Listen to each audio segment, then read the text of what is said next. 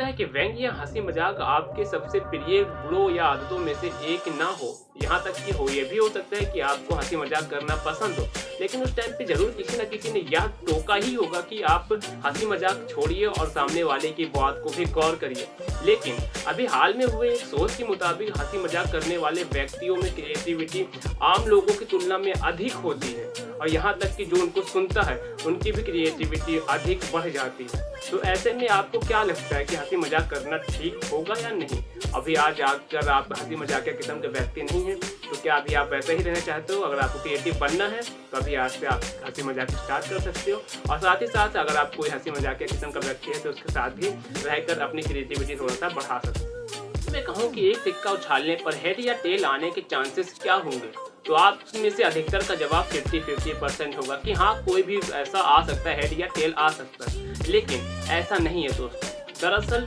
पारसी डायकॉन्स एक गणितज्ञ हैं जिन्होंने एक सिक्के को उछालने के ऊपर अध्ययन किया, जिसके बाद कुछ समय बाद उनको यह पता चला कि जब आप किसी सिक्के को उछालते हो जहाँ पर ऊपर वाला भाग आने के चांसेस ज़्यादा होंगे, क्योंकि यहाँ पर जो सिक्का आप उछालते हो तो उसकी प्रायिकता आप ये नहीं कहोगे कि रैंडम होता है कि कोई भी नंबर आ सकता है। जब आप सिक्का उछालोगे और जब ऊपर वाला भाग रहेगा जब उसको आप टॉस करोगे तो वो ऊपर वाला भाग आने के चांसेस ज़्यादा होते हैं, जिसको आप प्रैक्टिस से और भी ज़्यादा सुधार सकते हो, इसकी प्रायिकता को और भी ज़्यादा सुधार सकते हो, जिसके बाद आप मन चाहे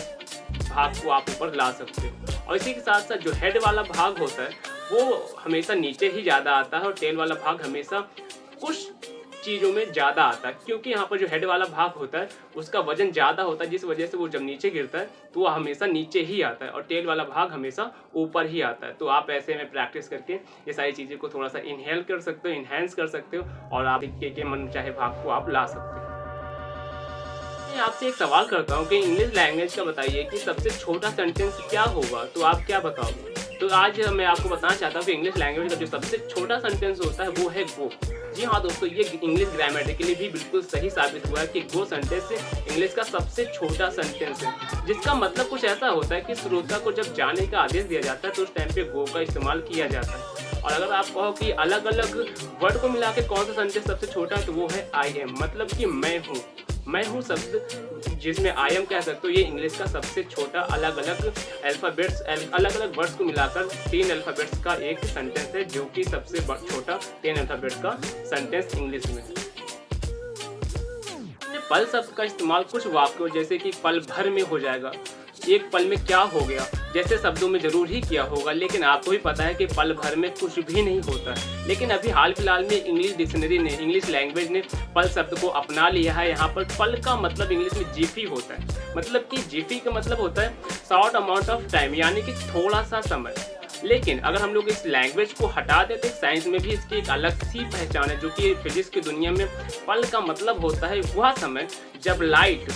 33.4 वैक्यूम में 4 पिको सेकंड की दूरी तय करता है। और पिको सेकंड की हम लोग बात करते हैं अगर यहाँ पर, तो पिको सेकंड वो एक सेकंड के 1 अरबवें भाग के जितना होता है। तो अभी आपको पता चले गया होगा कि एक पल कितना ही कम समय होता है, और आप पल शब्द का इस्तेमाल करते वक्त जरूर एक बार ही सोचो। बात तो हम सभी को पता है कि अपने भारत में कागज के नोट चलते हैं, लेकिन अगर हम लोग कहें कि कागजी मुद्रा नाम ही गलत है तो आपको कैसा लगेगा? जी हाँ दोस्तों, बिल्कुल। ब्यूरो ऑफ प्रिंटिंग एंड इंग्रेनिंग के अनुसार यहाँ पर जो कागज के नोट बिल्कुल ही नाम गलत है, क्योंकि जो नोट होते हैं वो 75% कॉटन के और 25% लेनिन के बनाए जाए होते हैं, जिस वजह से कागज के नोट नाम ही बिल्कुल झूठा होता है। और इसी वजह से आप कभी भी फील करोगे उस नोट को देखोगे तो वो आपको थोड़ा सा कागज से अलग दिखाई देता है। तो गाइस, अभी आप लोगों को पता चली गया होगा कि नोट जो होते हैं वो इन सब्सटेंस जो कि कॉटन और लेनिन के होते हैं, लेकिन हम लोगों को ऐसा बताया गया है, हमेशा हम लोगों को फील होता है कि कागज ही होगा, इस वजह से हम लोग कागज के नोट कहते हैं, और हम लोगों को मन में ऐसा भ्रम है कि ये कागज की मुद्रा होते हैं, बट कागज की मुद्रा नाम ही बिल्कुल ही गलत होता है। दोस्तों, ये थे आज के 5 फैक्ट्स जो कि आपके नॉलेज को गेन करने के लिए, साथ ही साथ आपको बहुत ज़्यादा एंटरटेनमेंट प्रोवाइड करवाने के लिए हम लोग लेकर आए थे, बहुत ज़्यादा रिसर्च करने के बाद। तो आपको आशा करते हैं ये वीडियो पसंद आई होगी, आपको ये फैक्ट्स पसंद आए होंगे। अगर आपको ये फैक्ट्स पसंद आए तो अपने वोट को आप लाइक के जरिए आप शो कर सकते हो, जिसके बाद हम लोग इसका नेक्स्ट पार्ट भी लेके आने वाले, आप नेक्स्ट पार्ट की डिमांड कर सकते हो, और किस टॉपिक में होना चाहिए वो चीज़ आप बता सकते हो कमेंट बॉक्स में, उसके ऊपर भी हम लोग लाने की जरूर कोशिश करेंगे। तो थैंक यू फॉर वॉचिंग, मिलते हैं नेक्स्ट वीडियो में।